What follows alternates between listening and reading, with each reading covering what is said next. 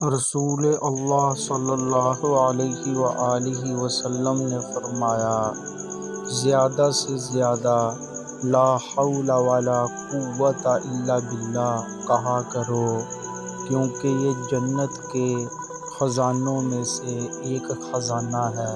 رسول اللہ صلی اللہ علیہ وآلہ وسلم نے فرمایا، میرے بعد کفر کی طرف نہ لوٹ جانا کہ ایک دوسرے کی گردن مارنے لگو۔ جس نے ہم مسلمانوں پر ہاتھ اٹھایا وہ ہم میں سے نہیں۔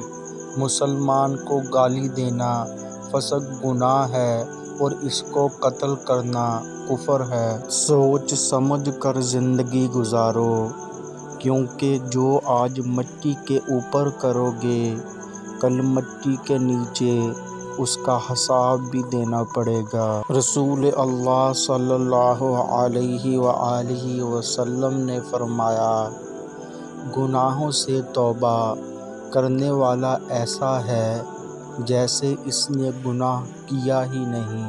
رسول اللہ صلی اللہ علیہ وآلہ وسلم نے ارشاد فرمایا، جس نے سورہ بقرہ کی 2 آخری آیتیں رات میں پڑھ لیں وہ اسے ہر آفت سے بچانے کے لیے کافی ہو جائیں گی۔ فرمان مصطفیٰ صلی اللہ علیہ وآلہ وسلم، مسلمان کو کوئی تکلیف، فکر، بیماری، ملال، اذیت اور کوئی غم نہیں پہنچتا، یہاں تک کہ کانٹا جو اسے چھوئے، مگر اللہ تعالیٰ ان کے سبب ان کے گناہوں کو مٹا دیتا ہے۔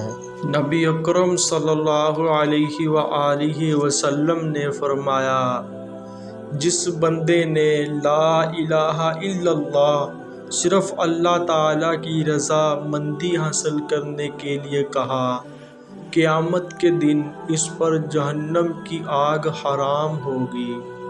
رسول اللہ صلی اللہ علیہ وآلہ وسلم نے فرمایا، کثرت کے ساتھ اللہ تعالیٰ کے لیے سجدے کیا کرو، بلا شبہ تم اللہ تعالیٰ کے لیے ایک سجدہ کرو گے تو اللہ تعالیٰ اس کے بدلے تمہیں ایک درجے میں بلند کر دے گا اور تمہارا ایک گناہ معاف کر دے گا۔